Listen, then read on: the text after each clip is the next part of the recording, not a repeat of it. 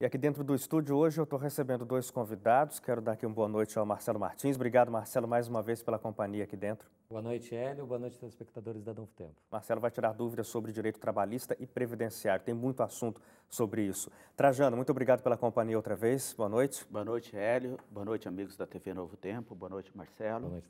A gente, só para eu explicar aqui, na verdade, agora há pouco o Copom divulgou a informação sobre a taxa Selic, que caiu de novo um ponto percentual, foi para 9,25%. Na matéria, o ministro não queria se pronunciar, porque ainda não estava cedo ainda para falar alguma coisa, embora já fosse esperado, né, Trajano? Sim. Essa queda de novo, o mercado financeiro apostava nisso. Sim, precisamos pensar em uma redução mais acelerada ainda. É positivo a queda de 1% na taxa de juros Selic, mas nós temos que pensar que durante todo o governo Temer, a queda na taxa de juros Selic foi inferior à queda na inflação. Ou seja, os juros no Brasil continuam alto e os juros reais ainda continuam positivo e crescendo. Ainda estão crescendo. Agora, Trajano, outra mudança que também a gente teve agora no final da tarde foi com relação à cobrança dos impostos sobre a gasolina. O governo na quinta-feira baixou um decreto aumentando, aí ontem um juiz de Brasília suspendeu, a AGU recorreu e agora um desembargador aceitou o pedido da AGU e derrubou a liminar que derrubava a suspensão. Quer dizer, continuou tudo igual. Agora, o governo estava argumentando que se não fosse feita a cobrança extra na alíquota, ia perder 78 milhões por dia por conta dos combustíveis. Ou seja, como foi mantido isso, ele vai ganhar 78 milhões por dia. Tirar esse dinheiro de quem? De toda a sociedade brasileira. Para fazer o quê? O que está fazendo atualmente, ou seja, praticamente nada.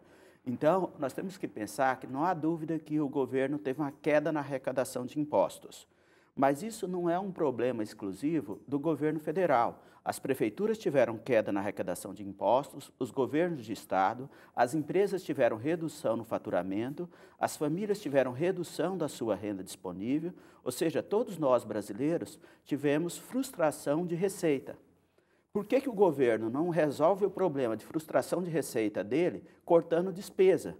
Agora, durante o mandato do presidente Temer, que ele assumiu dizendo que ia cortar ministério, cortar despesa, o que fez? Aumentou o número de funcionários públicos, inclusive com funcionários indicados. Pagou verbas parlamentares para manter no poder agora. E só no mês de julho, o portal Transparência, Contas Abertas Melhor, mostrou que o governo gastou com verbas parlamentares o que tinha gasto durante todo o primeiro semestre. É prioridade fazer isso nesse momento? É prioridade para ele porque o governo está administrando para manter no poder. Mas as verbas, elas estão no orçamento também, ele não está tirando dinheiro de outro lugar para passar para... Isso, essas verbas estão no orçamento, só que o governo pode adiar o pagamento dessas verbas. E eu não devo pagar mais para o deputado Y ou X em função de apoio ou não ao processo de impeachment.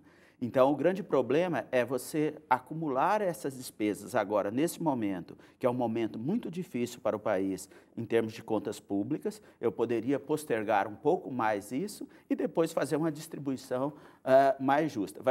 É claro que isso é uma tradição brasileira, ou seja, o Executivo sempre acaba atendendo os parlamentares que o apoiam.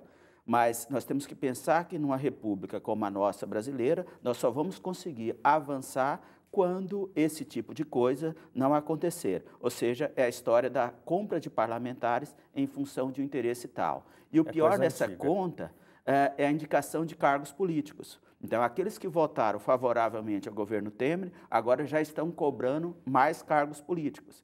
E essa, em função de um governo extremamente fraco, usa como massa de manobra exatamente esses cargos públicos. E como você falou, na verdade é uma prática comum. Isso, ocorre exatamente. no governo Temer, ocorria no governo Dilma, ocorria no governo Lula, é uma prática comum. E quem paga a conta? Nós, com impostos como esse imposto sobre o combustível. Claro. É isso que precisamos pensar em avançar e melhorar.